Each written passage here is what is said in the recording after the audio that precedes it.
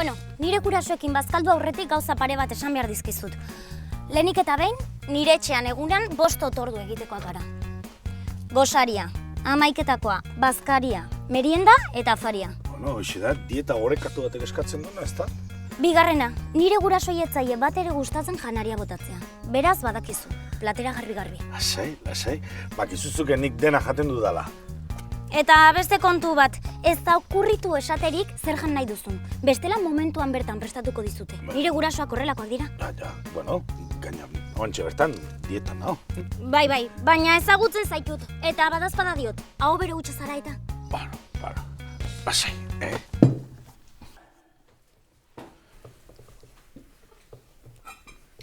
Zesan dizut.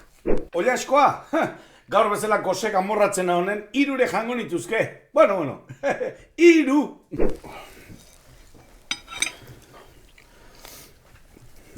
Orain postra dator, eta badakizu. Eta zu berriz ere hankasartu. Ez, lasai. Postrerako flana dago. Gustatzen? Flana, bai. Gustatzen, baina zati txiki batekin nahikoa da, Esne gainarekin? Esne gaina. Jolin, esne gaina, bota lasai. Ez duzu ikasten,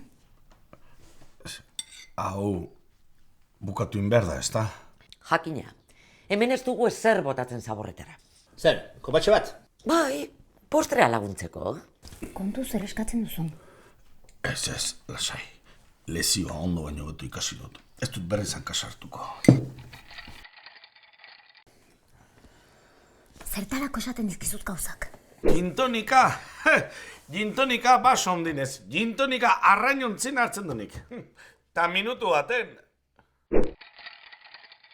Venga, gero merienda, Afaltzera ere geratuko zara, ez da? Hau, patxe beldun. Ba!